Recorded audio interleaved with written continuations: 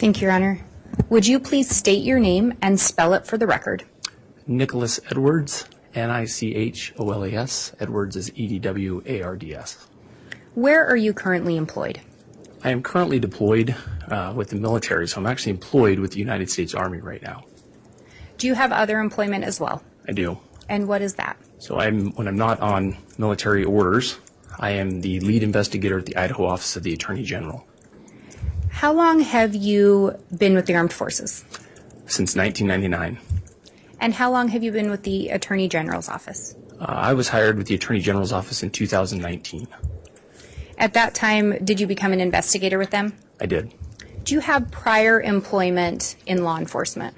I do. I was hired by the Pocatello Police Department in 2004, and I worked there as a police officer and a detective and a commander over their SWAT team until 2019. I took employment as a law enforcement officer at the Idaho Office of the Attorney General in 2019. Do you have any specialized training in order to be a peace officer? I do. I have a Idaho Peace Officer Standards and Training Certificate. I have a basic, intermediate, and advanced master and supervisory certificate. I hold Idaho Post instructor certificates in a variety of topics to include SWAT tactics, sniper observer tactics, law enforcement response to active shooter. I hold instructor certificates for ALERT, which is Advanced Law Enforcement Rapid Response Training. I've been through approximately 3,000 hours of Idaho Post law enforcement training and have hundreds of hours of instructor time teaching law enforcement tactics to include advanced interview and interrogation courses, advanced investigation courses. So, in your work, have you investigated homicides and or unattended deaths? I have. Do you generally gather information regarding the victim? I do. And why do you gather that information? It's important as an investigator to understand the bigger picture, to understand a full understanding of what's happened, so understanding people around a victim, closest to them, past history, all of those things. At some point, did you become involved in an investigation regarding the death of Tammy Daybell? I did. When did you become involved in that investigation? Our office was asked to assist in the investigation of Tammy Daybell's death in April of 2020. Had you heard of Tamara or Tammy Daybell prior to that? Not really. A little bit on the news about the case overall, but not directly about Tammy.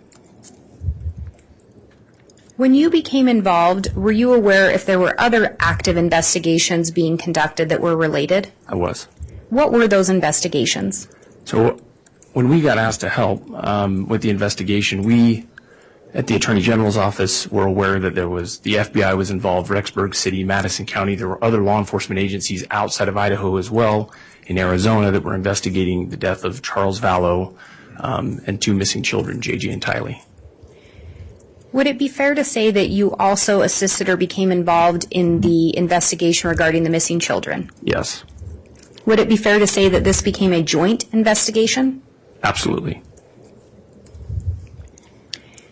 And we talked a little bit about you gathering background information on a victim. Did you end up doing that when you became involved in the investigation into Tammy Daybell's death? I did. What did you learn about Tammy? I learned that Tammy was married to Chad Daybell, and they had been raised in Utah. They had lived there together. They had 5 children, and that they moved to Fremont, Idaho, or Fremont County, Idaho in 2015. Did you learn what Tammy did for employment?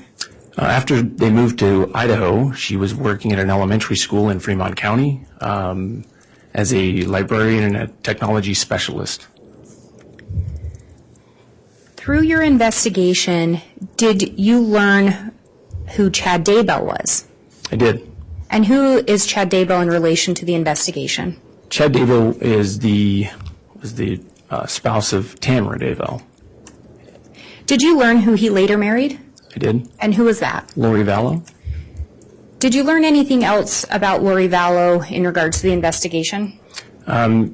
I did a number of things. One of those was that she had a brother named Alex Cox and was previously married to Charles Vallow. And at some point in your investigation, did you learn of Charles being killed? I did. Do you know when he was killed? In July of 2019. And do you know who is alleged to have shot him? Or who Alex did shoot him? Cox. Did you learn of a connection between Chad and Alex Cox? I did. What was that connection? Lori was the connection between Alex Cox and Chad Daybell.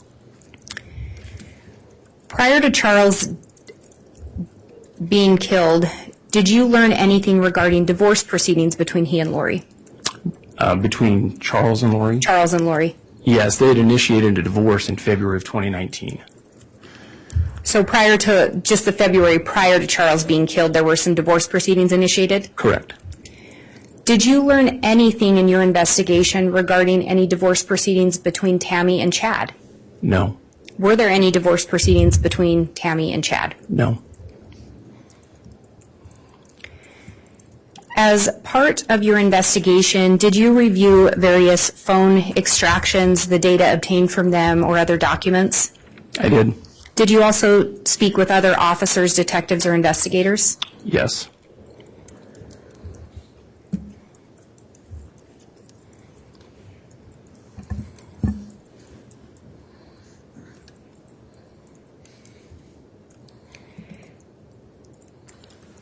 Did you, through your investigation, I am missing one slide, just a moment.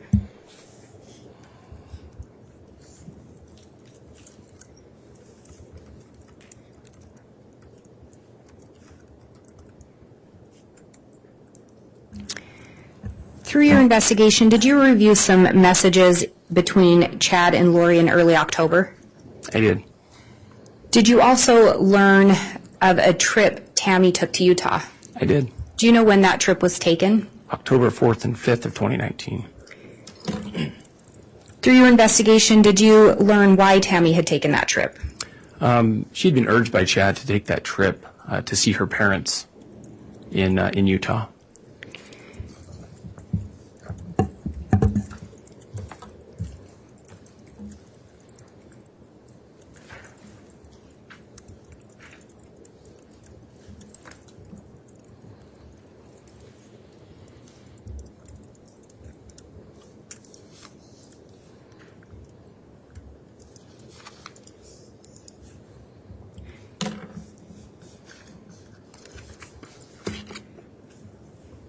And, Your Honor, I'm going to ask that the witness be shown State's Exhibit 184F.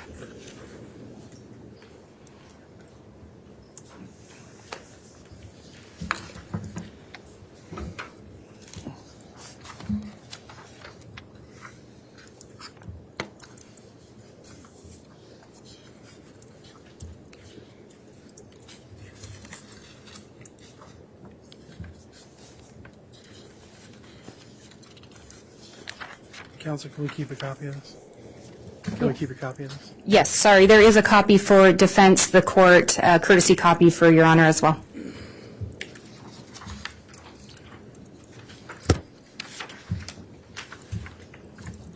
Okay. Yes, if you would please look at that. Do you recognize the contents on that page? I do. And did you in fact prepare that? I did. Does that appear to contain messages that you had looked at in regards to your investigation? They are, yes. Your Honor, I would ask for the admission of State's 184F. Any objection? No, Your Honor. Okay, Exhibit 184F is admitted. And Your Honor, I would ask for permission to publish that. You may publish it.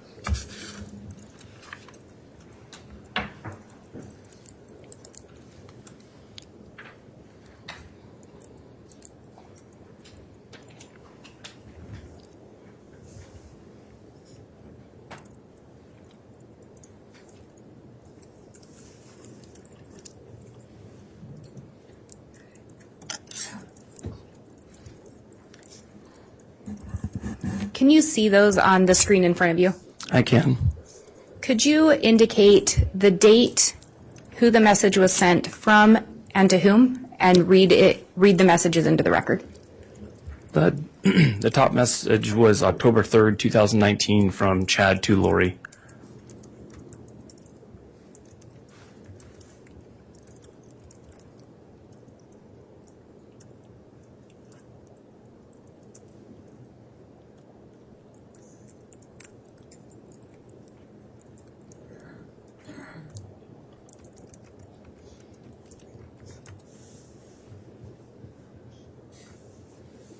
Perfect.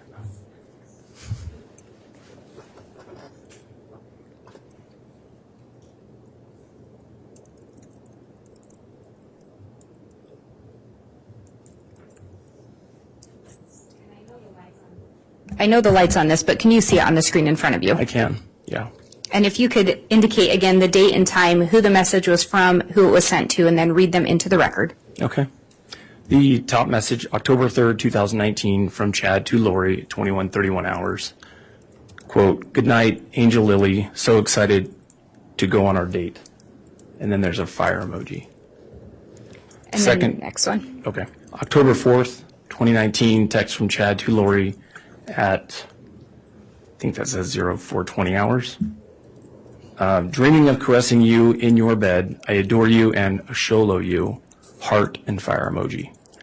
October 4th through the 5th, 2019, Chad had urged Tammy to visit her family in Springville, Utah.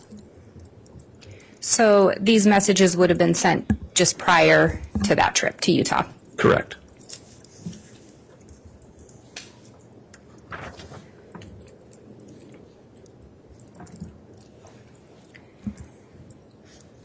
And those were in early October. Was there another date in October, a little later, that you focused on? I did. What date was that? There was an attempted shooting of Tammy Daybell on October 9th, 2019. And again, that had occurred prior to you becoming involved in the investigation, correct? It had. Why did you end up looking into that date and information surrounding it? Because subsequently she was killed 10 days after that on October 19th.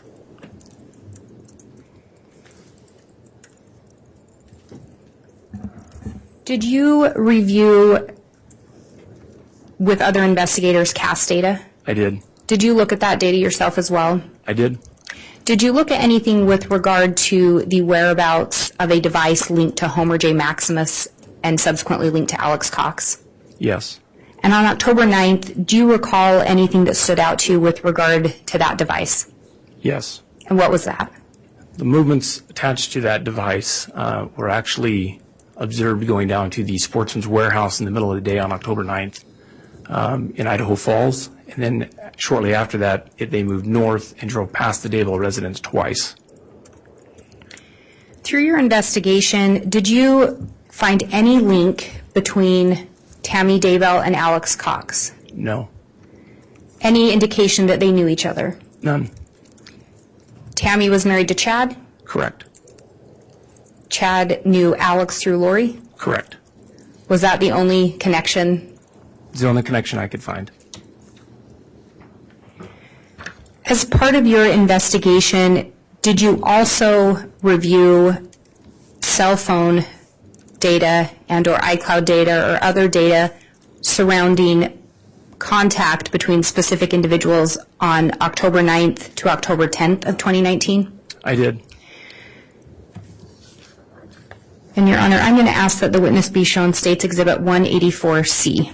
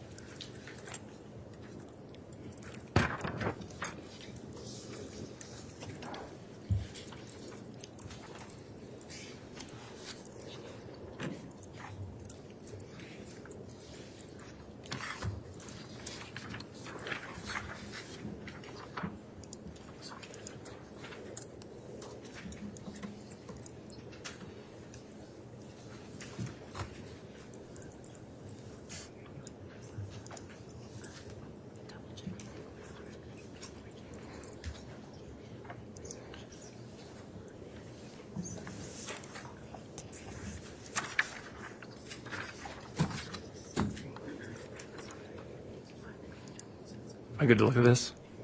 Yes, if you would please Okay. look at that. And do you recognize what's on that slide in front of you? I do. And is that, in fact, a document created by you or that you assisted in creating? Yes, I created this.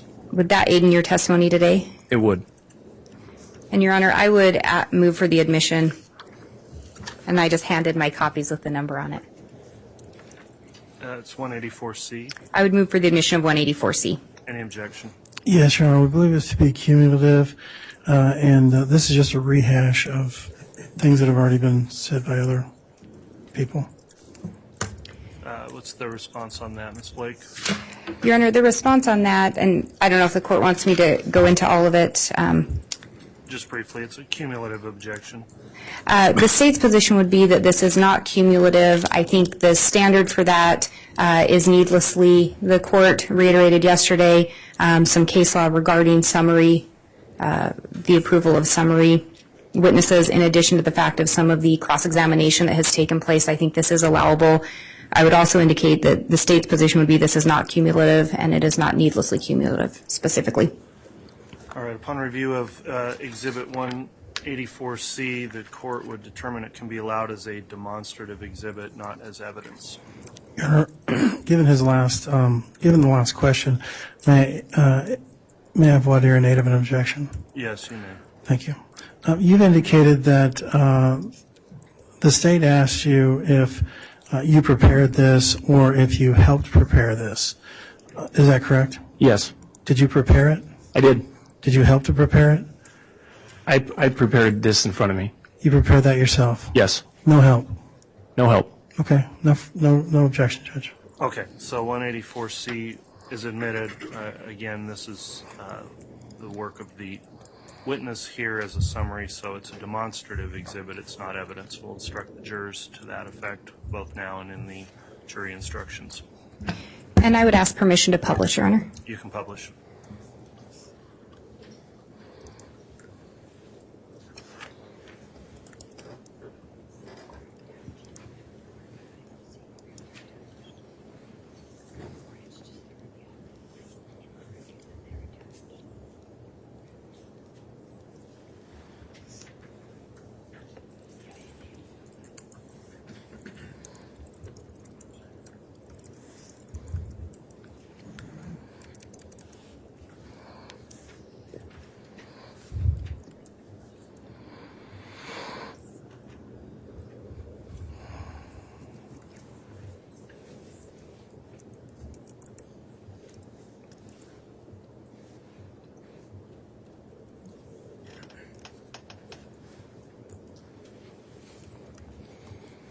And, Your Honor, this is not wanting to cooperate, so I'm just going to ask that the witness be handed back this exhibit.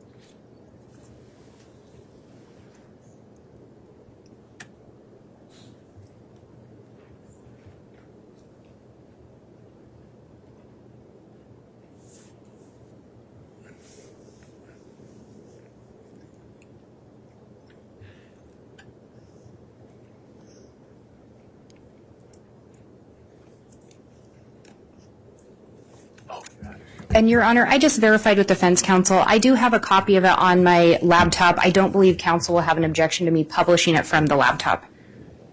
Very well. If there's no objection, then it can be published from that source.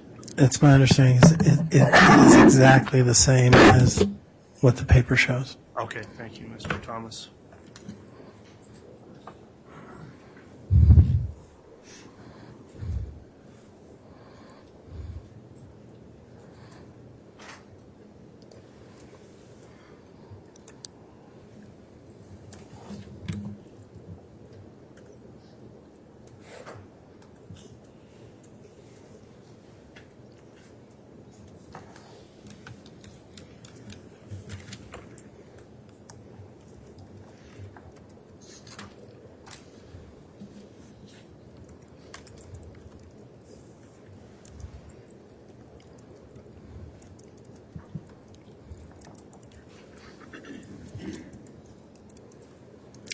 And it may not want to play off of this either, so I'll just ask the witness be handed back that exhibit. Very well.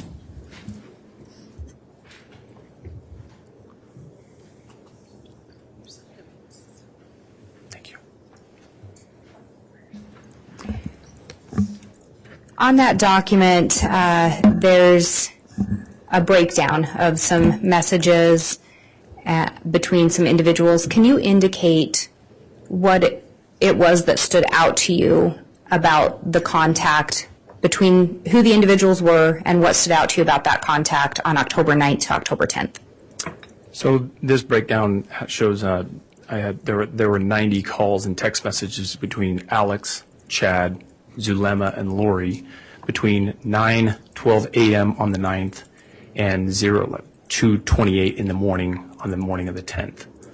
Then I broke that down a little further in this. There were 8 text messages between Alex and Chad between 1:19 p.m. to 1:22 p.m. Alex Cox and Chad Daybell's phone devices were at or near each other between 1:22 p.m. and 2:20 p.m. There were then 15 text messages between Alex and Chad between 7:13 p.m. and 8:43 p.m. And then the attempted shooting occurred between 9:15 p.m. and 9:25 p.m. And then the last block was 4 messages between Alex and Chad between 10:28 p.m. and 10:29 p.m. on the night of the 9th.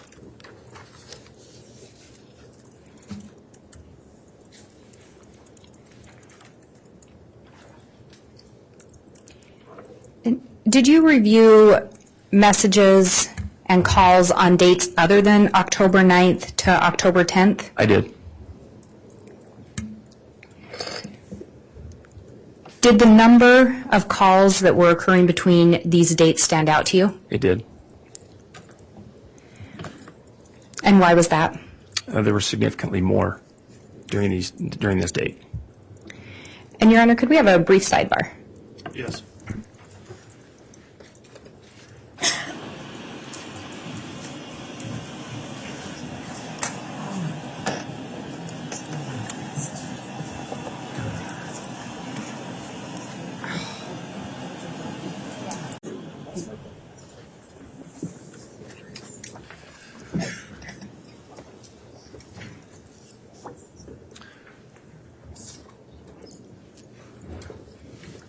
All right, the state's requested an opportunity to take a look at the tech they need for this witness, and we'll take a mid-morning recess to allow them time to try to sort that out.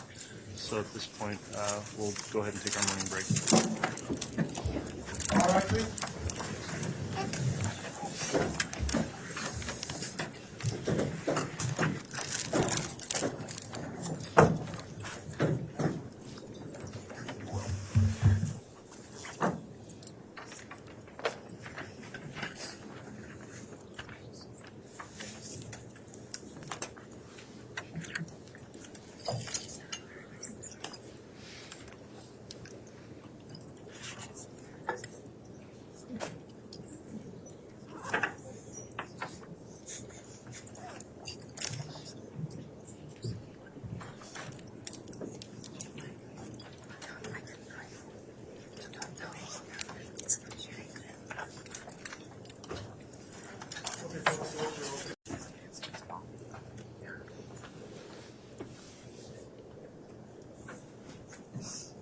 Thank you. Please be seated.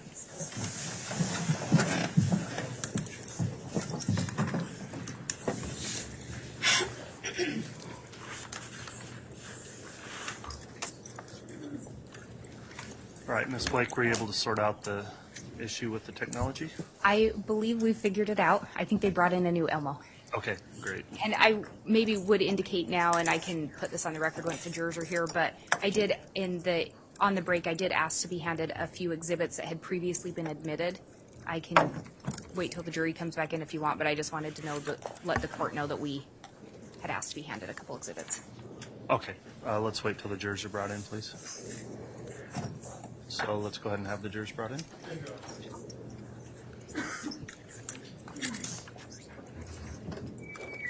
This one never got admitted.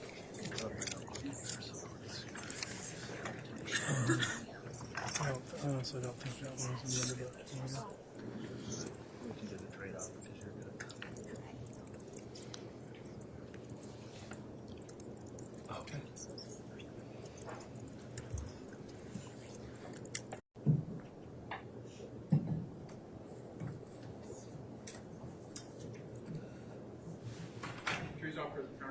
All right, thank you, Mr. Bailiff. Please be seated.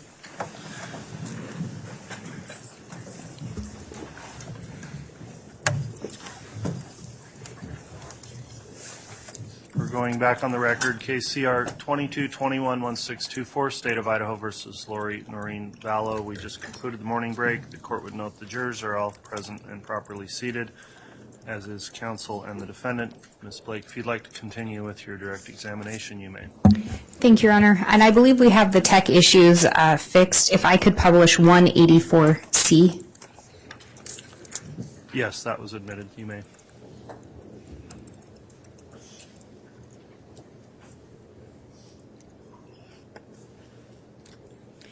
And just for the benefit of the jury, now that we have this in front of us, what are we seeing on this slide?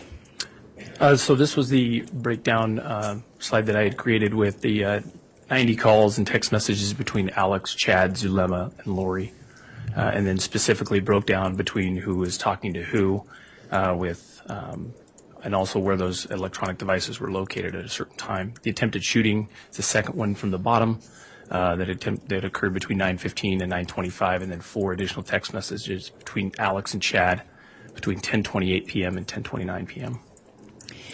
And again, this was a summary of your review of those, so not all 90 calls or texts are reflected on this. Correct. And again, was the 90 calls / text messages between those individuals a significant amount from your review of the records? Yes.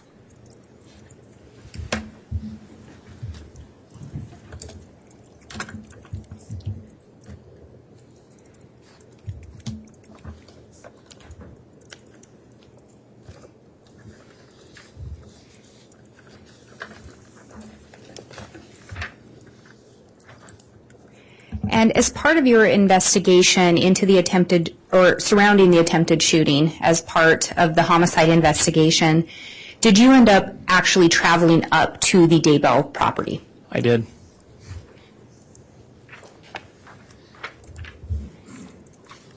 And, Your Honor, I have previously admitted States Exhibit 10A and 10B. I don't know that the defense has been shown those recently. If I could have those shown to defense. Yes.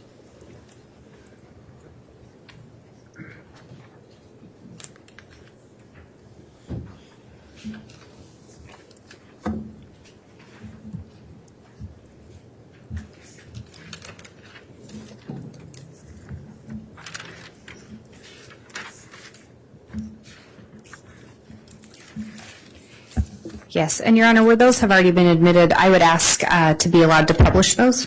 Any objection? They may be published.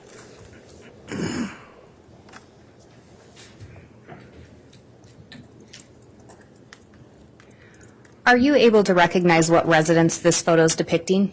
That is the Daybell residence. And Your Honor, for the record, that is States Exhibit 10B. Okay.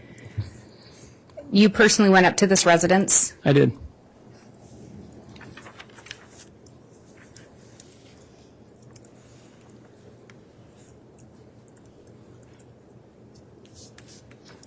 Your Honor, I've just published States Exhibit 10A. Investigator Edwards, can you tell us what we're seeing here? That is an overhead photo of the Daybell property, with the front of the residence being to the left where that car is. I don't know if this works. I'll try this. Right there. That would be the front of the residence from the previous photo you just showed, the Daybell property. And through your investigation, did you look into or learn where Tammy generally parked? I did. Where was that? Typically, I learned that she would come to the property and come down the long driveway, which is on this side of the property here. That she would park in what I call the back of the residence and then enter through a back door on that side of the property. On the night of the attempted shooting, did you learn that she did something different? She did. She parked in the front of the residence with the picture you just had shown.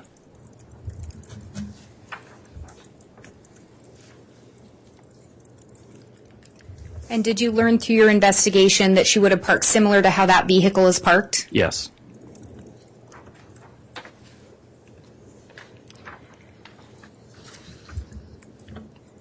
Through your investigation, did you become aware of some firearms that were recovered during a search of an apartment associated with Alex Cox? I did. Did you ever personally observe those firearms? I did. Your Honor, I've been handed State's Exhibit 281B. It was previously admitted. I'd shown that to defense counsel during the break. I don't know if they want to see it again, but I would ask to be allowed to publish it. Any objection to publishing it? No, Your Honor. It can be published.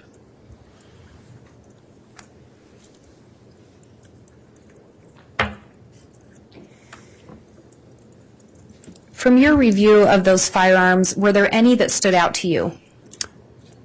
Yes, the black firearm that you're seeing there is the 6.5 millimeter Grendel. Are you familiar with those? I am? Are you familiar with firearms in general? Yes. Can you tell us a little bit about your familiarity with firearms and specifically ARs? I've used one both in the military and in law enforcement for the better part of 20 years. This particular Grendel is a 6.5 millimeter. Typically we use 223s, a little bit different, but same platform style. Have you done any kind of trainings or taught other individuals anything with regard to shooting? Yes, I'm a certified sniper observer instructor for Post.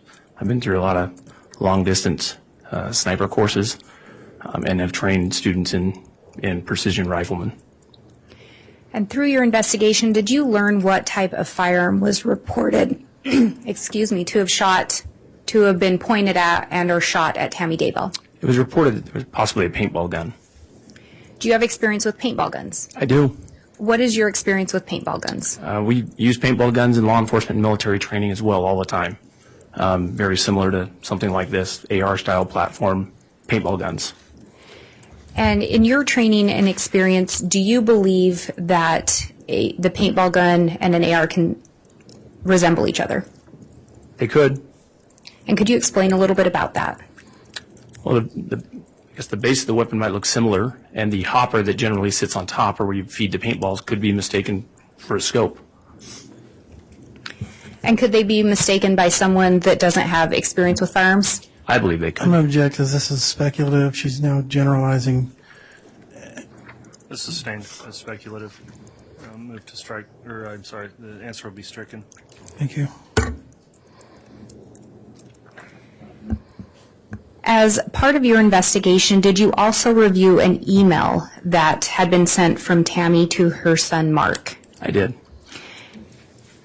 And do you recall in that email that she had referenced individuals in the neighborhood having some theories about who may have been the attempted shooter? Yes. Did you follow up on some of those reports? I did. And what did you do? I actually contacted, the neighbor directly south, spoke with them about paintball guns, kids in the area. One of the neighbors reported to me that there was kids that wanted to do a paintballing I'm activity. going to object as this is hearsay. Sustained. Did you learn anything with regard to whether or not individuals in the neighborhood or juveniles in the neighborhood tended to own paintball guns? Yes. What did you learn? They did not have any. When you conduct an investigation, do you go where the evidence takes you? Yes. And as you did some follow-up, did that change the course of your investigation? No. Did you do additional follow-up regarding that attempted shooting? Yes. And what was that? I talked to a number of people in the area, neighbors, reviewing reports, evidence that I had received. As part of your investigation, did you review some searches associated with a Homer J. Maximus account? I did. Were there any of those searches that stood out to you? There were. What were some of those? On October 8th, there was a search for Grendel 6.5 Grendel drop from 100 to 300 yards. And why would that stand out to you? Based on my training and experience, what they're searching for, the searcher's looking for drop, which has to do with trajectory of the bullet being fired from a Grendel, and what that bullet does from 100 to 300 yards. As the bullets, the further you go back, they drop. And when you talk about the drop, is the ending point of that drop where it would hit the target? Correct. So if you're searching for a drop, you're trying to figure out how far you can shoot and hit the target. Yes, and you're really looking to see what kind of adjustment you need to make on a scope to compensate for the drop, is what you're looking for. And in the firearms recovered from the apartment associated with Alexander Cox, were there scopes recovered? There were.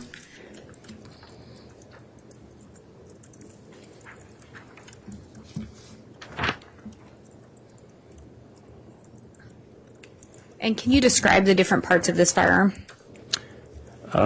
You've got the upper and lower I'm going to receiver. object. There's two firearms there. The lower firearm. You may answer. Okay. The lower firearm, the black firearm, it's got an upper and a lower receiver on that weapon. It's actually connected with two pins, and then it's got a scope on top. And the scope is what would be adjusted for the drop. Correct.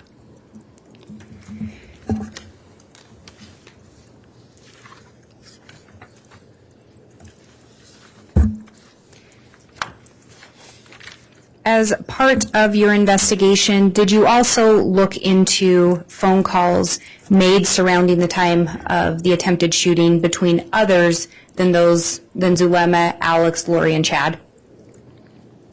I did. And Your Honor, I will ask that the witness be shown State's Exhibit 184D.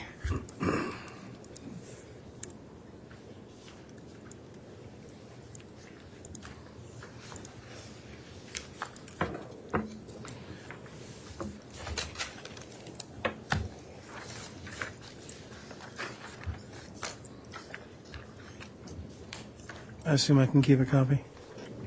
Yes. Counsel? Yes. Thank you.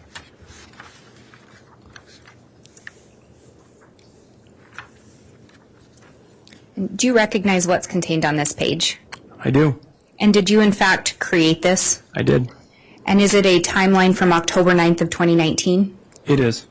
Is it containing a timeline for specific times? Yes. And what are those times? So it has times, but text message times are in there between individuals, Chad and Lori, Alex and Chad. There's also a time in there that a casting was being conducted between Lori and Zulema. There's an attempted shooting time on there. There's a time when Emma, who had been Tammy's daughter. Yeah, this has not been admitted into evidence. He's just reading from it. I'm going to object. Sustained. Did you create this in preparation for your testimony today? I did.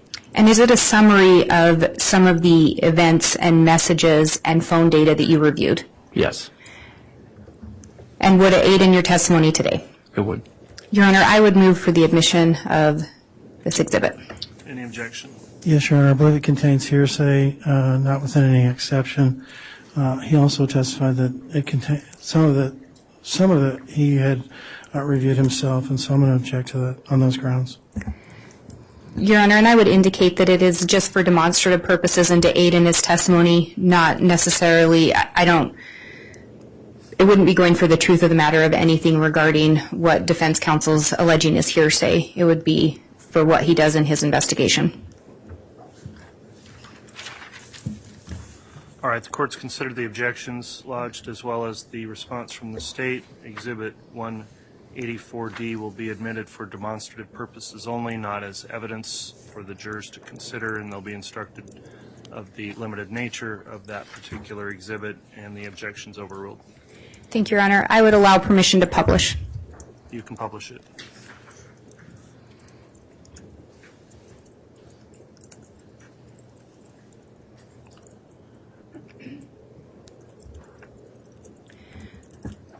So did you create this timeline based on your investigation Yes, and your review?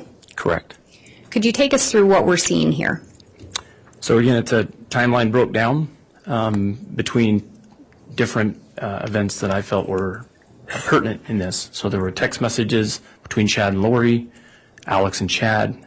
At approximately 8:30, there was a casting between Lori and Zulema.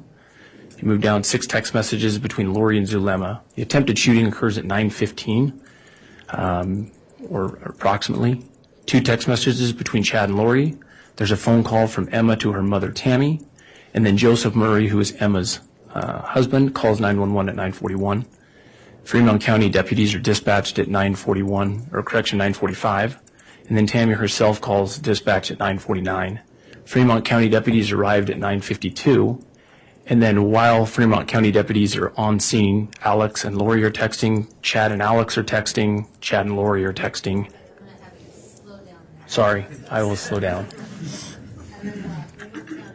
Arrived on scene. There were text messages between Alex and Lori, Chad and Alex, and Chad and Lori. And then at 10:42, the Fremont County deputy clears.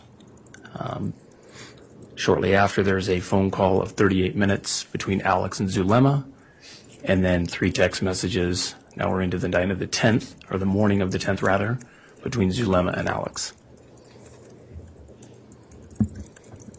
I apologize. So after the attempted shooting, you had discovered contact between Alex and Lori, Yes. Chad and Alex, Yes.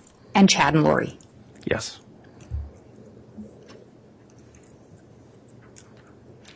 And there was a note of a casting being conducted. Through your investigation, did you learn who that casting was being conducted on? Yes. And who was that?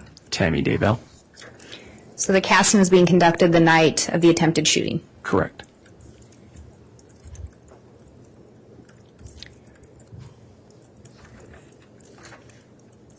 Did you locate any additional searches on Homer J. Maximus that stood out in your mind? I did. What were some of those? On the 9th, there was also a search for how to clean an AR and additional searches regarding what a Grindle round or bullet might do through a Dodge Dakota or a windshield and the thickness of a door of a particular vehicle. Why did those stand out to you? Because the Daybells owned a Dodge Dakota, and so naturally it caught my attention. And were those searches done around the time of the attempted shooting? They were.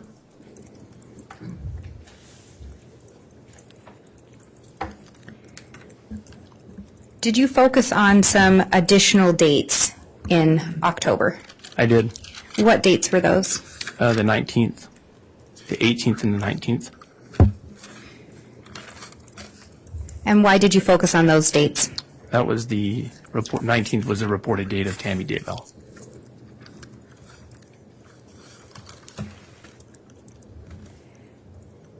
As part of your investigation surrounding those dates, did you also look at phone data regarding contact between specific individuals? I did. Did you look at phone contact between Chad and Lori and Alex? I did. Did you also look at some phone contact with Zulema? Yes. Have you also reviewed the phone data attributed to Tammy Daybell and or her email account? Yes.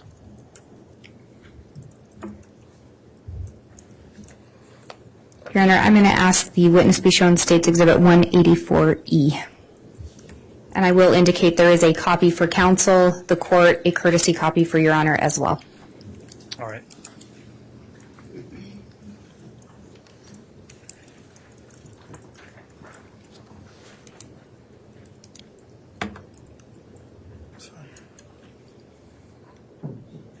No, we're good.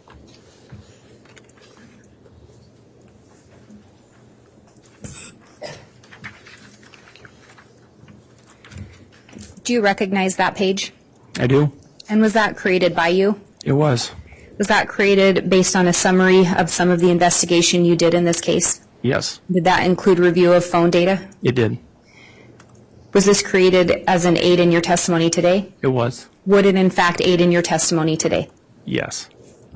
Your Honor, I would move for the admission of State's Exhibit 184E. Any objection?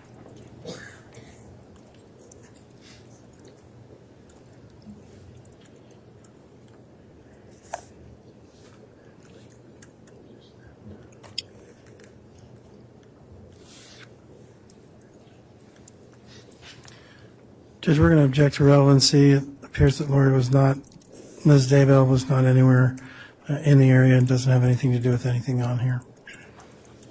All right, response from the state? Thank you, Your Honor. This is a review of phone records, not just data location, and so this includes text or I think it specifically just has the text messages indicated, but those do include messages to and from Lori Vallow. All right, the court's considered the objection. I'll overrule the objection as to relevancy grounds for the reasons indicated by the state as to relevancy that does contain information that may be attributable to the defendant. The exhibit's admitted as an illustrative exhibit. It's not to be considered evidence and will be instructed to the jurors that it is an illustrative exhibit. And Your Honor, I would request permission to publish. You can publish it.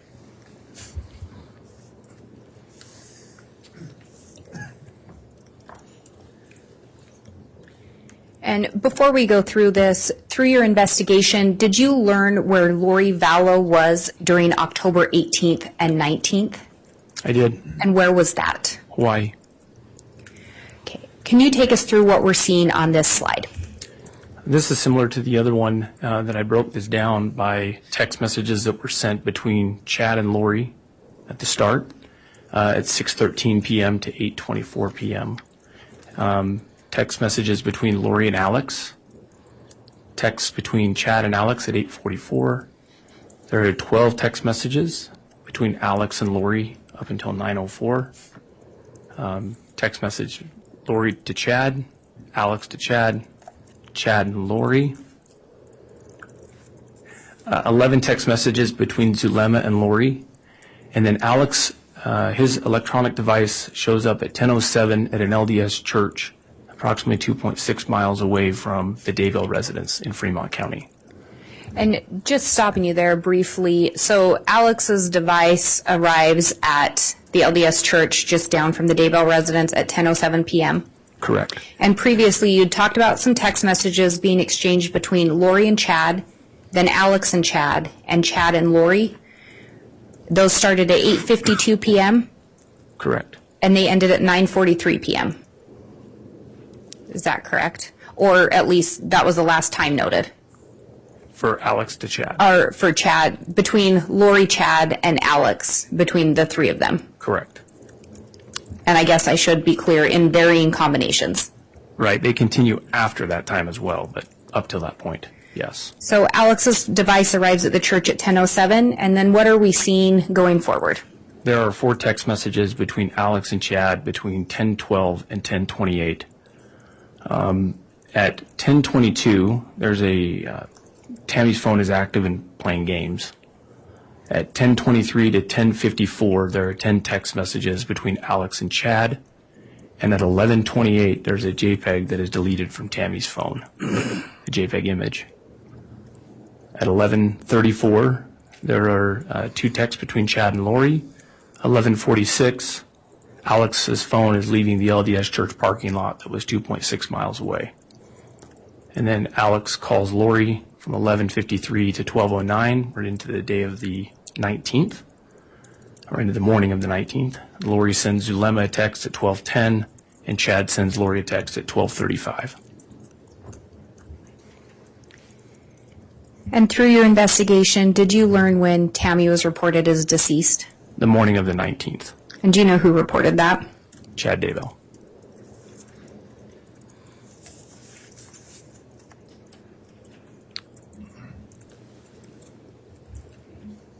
Through your investigation, did you learn when Tammy's funeral was held? I did. And when was that? It was 2 days after, 3 days after the 21st of October. And you had reviewed some iCloud data and other data associated with some messages between Chad and Lori? I have. Your Honor, I would ask the witness be shown State's Exhibit 29E. I do have a courtesy copy for court counsel and then a copy for the court.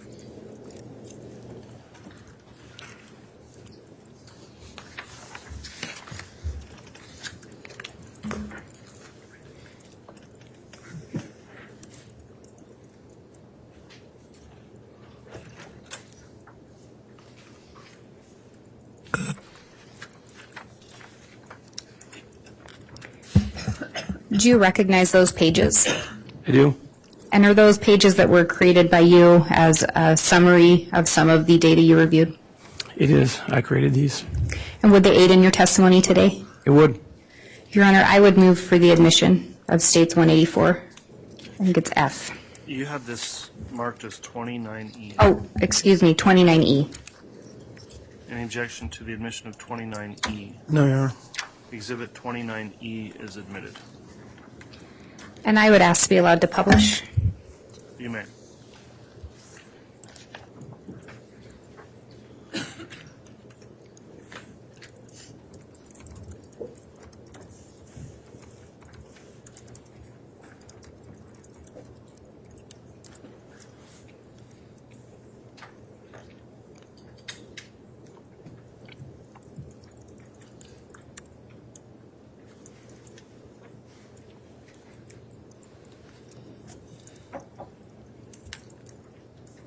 Maybe a little blurry on the overhead projector, but can you see that on your screen? I can see it.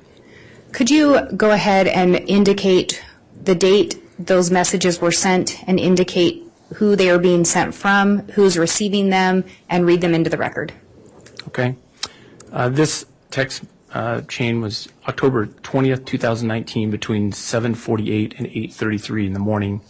I put in here that Lori was currently in Hawaii. Lori's, the way this reads is everything on the right side of the screen, right, her name is, and then Chad is on the left. Everything in pink would be Lori, and everything in blue would be comments from Chad. Lori starts, I am missing you more. I need you desperately. Heart. I can't wait. 2 kiss emojis.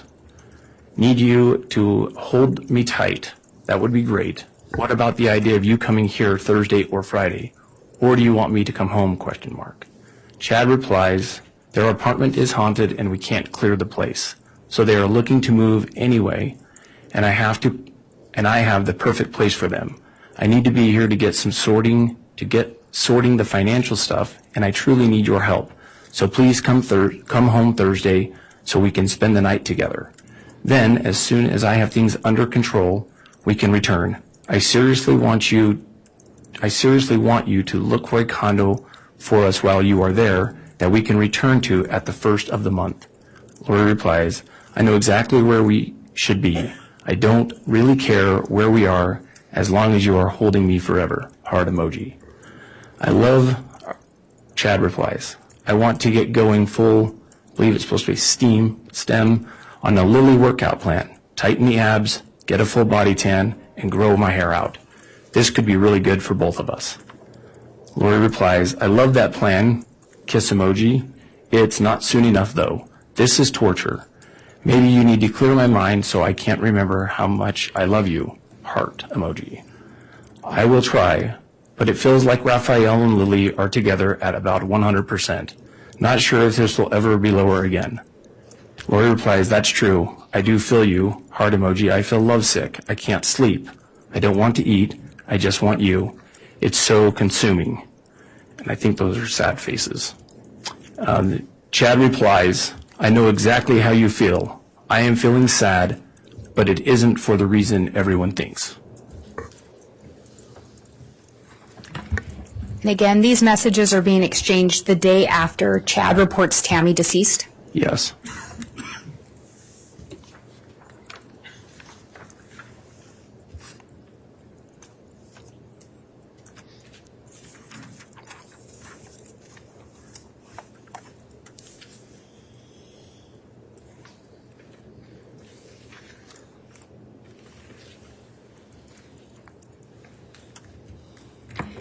And could you also indicate the date and time on these messages and who they're being sent from, who to, and then read them into the record? October 20th, 2019, 7:48 to 8:33 a.m. Lori's still in Hawaii. Lori, what's on your agenda today? Chad replies, need to get ready to meet with the mortuary, but I hope to be able to talk in a few hours after I get my parents to go home. I love you so much, my sweet Lily. What time does Audrey arrive? Lori replies, she gets here at 2 my time, so 6 your time. We are going to Sacrament at 9 to see Lisa, hopefully. Kiss emoji, I love you, heart emoji. Chad, I love you most. October 23rd, 2019 at 8:24, Chad sends Lori a text message. I love you, Lily, eagerly anticipating our alone time, craving you intensely. 3 fire emojis. And that last message, the 23rd, is sent the day after Tammy's funeral? Correct.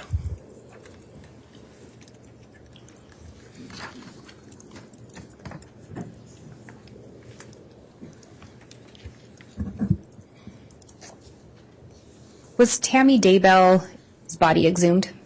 It was. Are you aware of the results of the autopsy? I am. What were those results? Homicide by asphyxiation. Through your investigation, did you learn whether or not Tammy had life insurance? I did. And did she? She did. Do you know how many policies? She had 2 policies. Are you aware through your investigation if those policies paid out? They both did. And do you know who the recipient of those was? Chad Daybell. And do you know when Chad and Lori got married? I do. When was that? November of 2019, November 5th. I believe it's the 5th.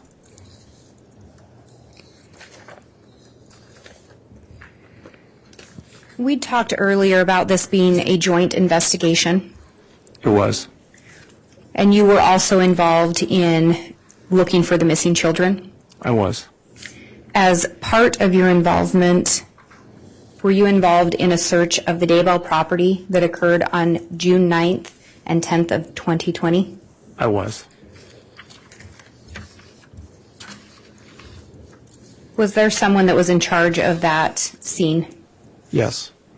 Were you assigned specific tasks? I was. And Your Honor, I've been handed State's Exhibit 10 and the subsequent parts. I would ask to be able to publish 10F. I'm not sure if counsel would like to see that first. Yes. Was it previously admitted? Yes, Your Honor, it was previously admitted. All right, thank you, counsel.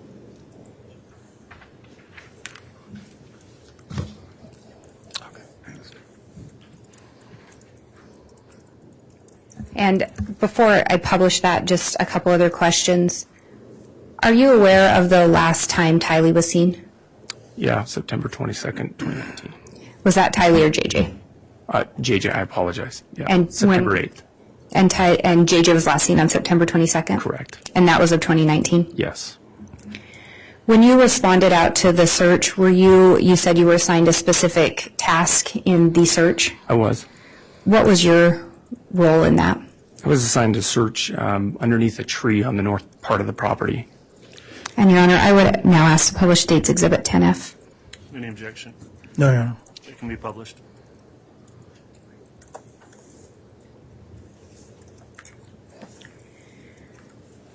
Were you given instruction on how to conduct the search? Yeah. What instruction were you given? We were instructed to slowly and methodically look for a very designated spot that we believed that somebody might be.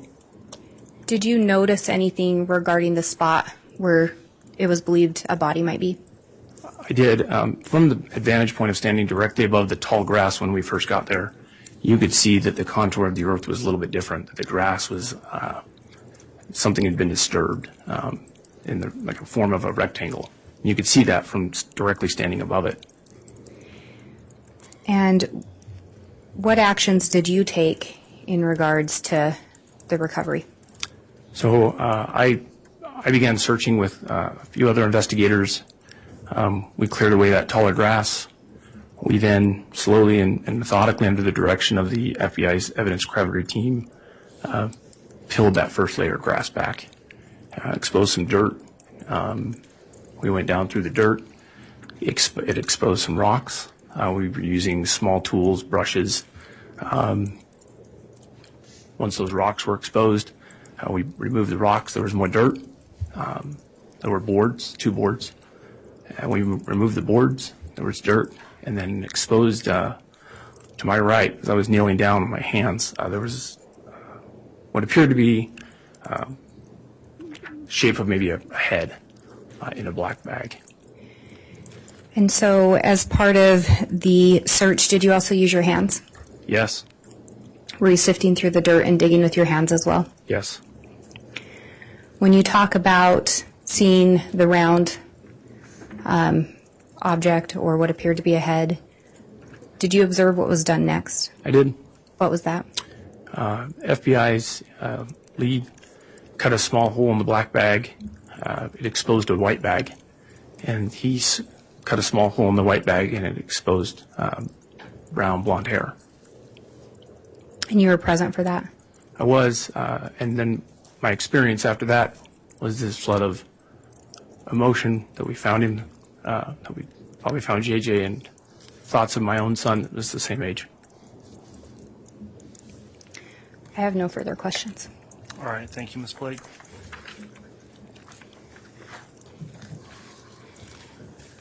Cross-examination? Yes, Your Honor.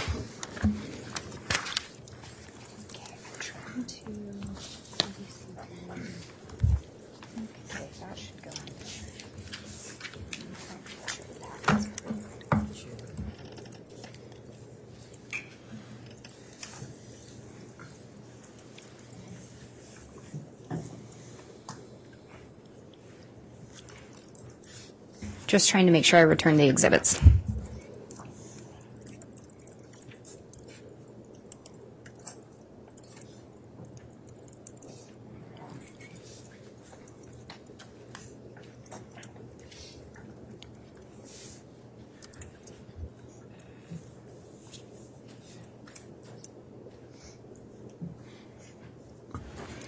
Morning, Mr. Edwards. Morning. How you doing? I'm okay. Good. So it looks like you first started working in 2004 with the Pocatello Police Department, is that right? That is correct. Did you have any employment before that? I did. Yeah, I worked, prior to that, I worked for ISU Public Safety as campus security for Idaho State University. Okay, and how long did you do that? A couple of years, would have been 2002 to 2004, as I was going through school. You went to school at ISU? I did. Did you get a degree? I have an associate's degree in law enforcement, I have a bachelor's degree in criminal justice, and I have a master's degree in strategic leadership. All right, so you got your associate's degree. Did you get that at ISU? I did. Okay. And you said you had a bachelor's degree in Criminal justice? criminal justice. Yep. Where'd you get that? American Intercontinental University, I did it online. And when did you get that degree? Now, that's a tough question. 2007? I don't know. I don't remember. It's been a while ago. What, so I have a master's degree as well. Okay. So American Intercontinental, that's an online college? Yes, Is it accredited with the... it is. It's an accredited university. Okay. Yep. And your master's degree, where did you get that? University of Charleston, in West Virginia. Also accredited. I couldn't tell you the year I graduated on that. It's been a couple of years ago. Okay. Is that also an online university? It's a actual university. It's got a physical campus. I completed it online. Okay.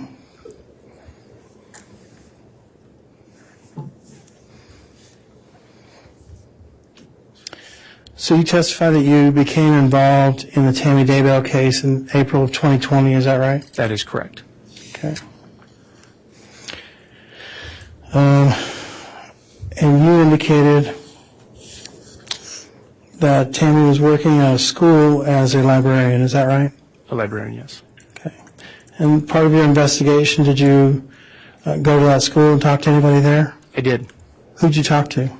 I'd have to go back. I talked to a number of coworkers of hers. I'd have to look back at my reports. I did a number of reports. I believe there's 26 of my reports out there. But coworkers of hers that had worked with her and Emma.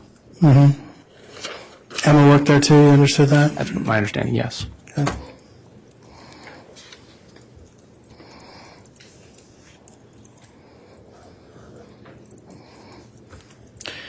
So there was an exhibit, 184C, where you indicated that there were 90 calls and text messages between Alex, Chad, Zulema, and Lori between 9:12 a.m. on October the 9th and 2:28 a.m. on October the 10th. You recall that exhibit? The one that we talked about creating? Yeah. Yeah, I remember. All right. You indicate that there were 8 text messages between Alex and Chad between 1:19 p.m. and 1:22 p.m. Yes. Can you tell me a little bit about what those texts were about? I actually don't know all of the context of each of those text messages and phone calls. We don't have the content for some of them. So you just saw that there were text messages. You don't know what they were talking about. Correct. They could have been talking about going to lunch or going to dinner or any number of things, right? Correct. Okay. You indicated that there was some sort of an attempted shooting at 9:15 p.m. that night? Yes. Okay. And then there was an email that was shown to you or that you knew about, right? From Tammy DeMark, is that what you're referring to? Yes. And in there she brings up the fact that she thinks that it's some kid in the neighborhood, right? Yes. That shot at her? Somebody shot at her. Right. But she thinks it's a specific kid in the neighborhood, right? I believe so. All right. Did you talk to any? You said you talked to a number of neighbors. I did. Did you talk to this specific kid that was referenced in this email? I'm not sure who that specific kid was. It wasn't mentioned. Okay. Who did you talk to? Talked to Regan Price, directly south. There were others. Again, there were other people that I interviewed. Specifically to the paintball question was Regan and Matt Price. And who's Regan Price? Their neighbor. Okay. Approximate age? Oof. That's a dangerous one. Younger than me. Younger than you. Younger than me. You've been a police officer for a number of years. I have. You're a professional investigator. Yep. I think you could probably gauge someone's age, don't you think? Late 20s, early 30s. Late 20s, early 30s. And Matt as well? Yes. All right. And they said that nobody in the neighborhood had paint guns. Not to their knowledge. Matt was a youth teacher or a youth advisor. Was going to try to coordinate some sort of activity with the kids because the boys wanted to shoot paintballs, but nobody had a paintball gun, was what I was told. Oh, okay. All right. You were shown a photograph of a 6.5 Grendel, right? Yes, Okay. Did you actually handle that firearm? I did. So you know that it's a fairly heavy firearm. It is a heavy firearm. Yeah. A lot heavier than your average paintball gun. It is. Yeah. And you said that there was some sort of a search on Grendel drop from 100 to 300 yards. Correct. And you thought that that was interesting because Alex owned a Grendel, right? Yes. And there was an allegation that Tammy may have been shot at with a paintball gun. Or with a Grendel. All right. And so you, in the course of your investigation, you testified that you went out to the house, right? I did. All right. You probably asked people, or let me just ask you, did you ask anyone where Tammy was standing and where this person, this masked man was standing? I did. All right. And it was, I'm probably going to, was it more than 100 yards? No. No. It was close. It was very close. It was. And so you've talked about your experience in using assault rifles and the fact that you were on the SWAT team and those kinds of things. And reading the email about Tammy thinking that it was a paintball gun because she heard a click and a whoosh, is that consistent with someone shooting you at close range with a firearm like a 6.5 Grendel? Probably not. Probably not.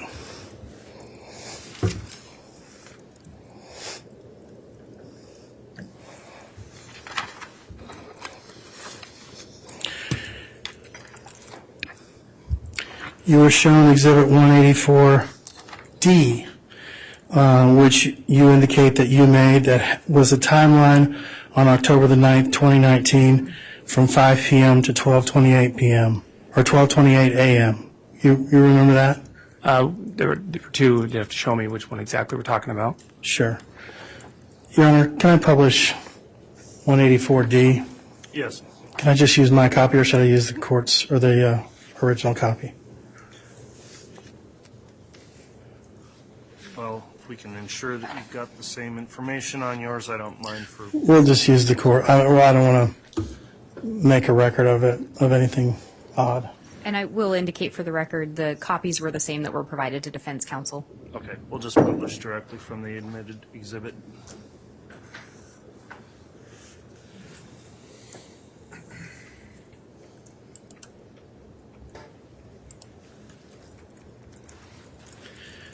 So you're looking at 184D. Does this look familiar to you? It does. Yep. All right. And when you talked earlier about there being text messages between Alex and Chad and Lori and Zulema and Chad and Lori, and you don't have those text messages, right? No. So you don't know what they were talking about? Correct. Could be any number of things. It could. All right. You're not speculating that it was about this specific event, right? Well, I could say that it was, based on my training and experience, I believe they were talking about an attempted shooting. Okay. Of a paintball gun? No, of a homicide. Okay. All right.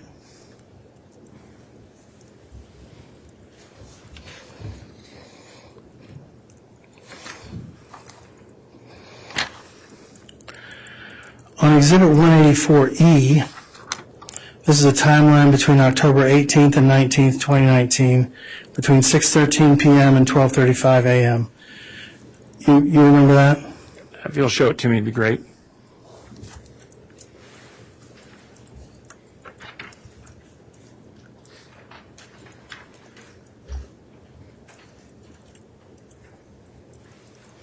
Does that look familiar to you? It does.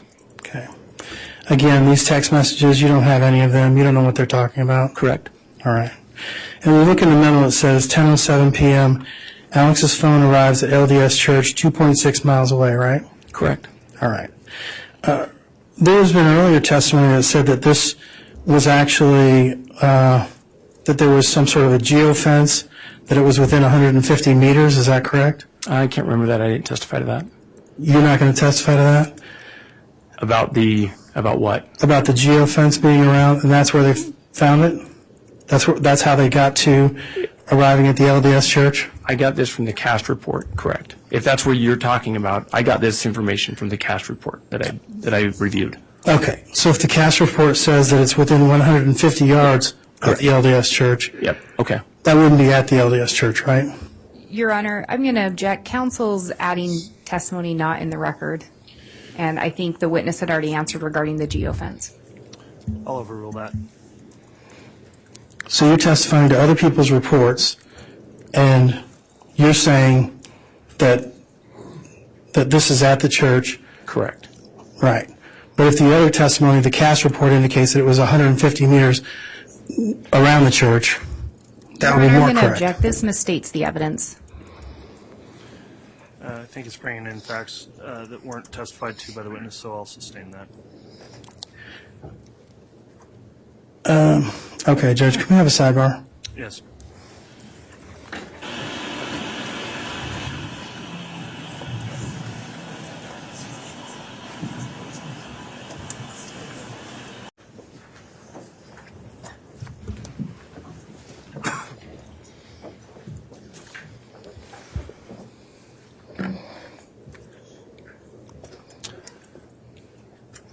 All right, thank you, Counsel. You can continue with your cross. So you were testifying that you had reviewed the cast report. Is that correct? Yes. All right. And you didn't review any of the geofence information that came from any of the search warrants? I believe that I reviewed it. I probably couldn't talk about it right now. I wouldn't know. I couldn't remember it. Okay.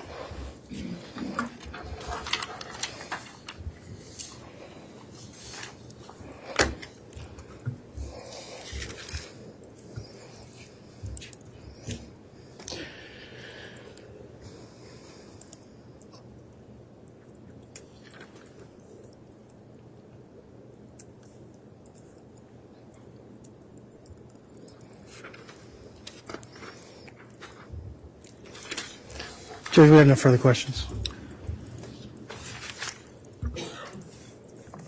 Redirect. Yes, Your Honor.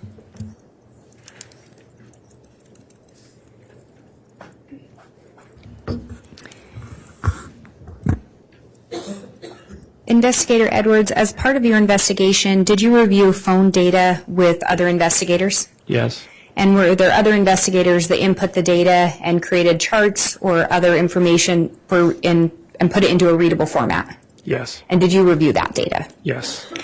And the distance from the church to Chad's house was approximately what distance? 2.6 miles. When you reviewed contact on October 9th and then again on October 18th to October 19th, was there contact between Alex and Lori? Yes. Was there contact between Chad and Alex? Yes. Was there contact between Chad and Lori? Yes. You were asked about if an AR was fired or if a Grendel was fired, if it would make a whooshing sound. Yes. If a firearm jams or misfires, would there be any kind of a sound? No. There might be a bolt or something, maybe the clicking on the trigger, a number of things that could possibly happen. But if it jams before a round comes out, there might be minimal noise. If a round was actually fired off and went by someone's head, would they potentially hear a sound? Yes. What kind of a sound might they hear? A whooshing sound. You were asked about whether or not you followed up on the report of a teenager that may be a suspect in regards to owning a paintball gun. Correct? And you did not follow up with him. No. Again, when you're conducting an investigation, do you go where the evidence takes you? I do. Did you locate evidence suggesting or showing a device associated with Alex Cox was in the area of the Daybell residence on October 9th of 2019? Yes. Did you review Google searches from a Homer J. Maximus regarding drops and other information regarding a drop from specific yards? Yes. And that was an account linked to Alex Cox? Correct. Did you also look at a Grendel that was found at an apartment associated with Alex Cox? I did. Did you find contact between Alex and Chad on October 9th of 2019? I did. And again, what's the connection between Chad and Alex? Lori Vallow. I have no further questions. All right. Thank you, Ms. Blake.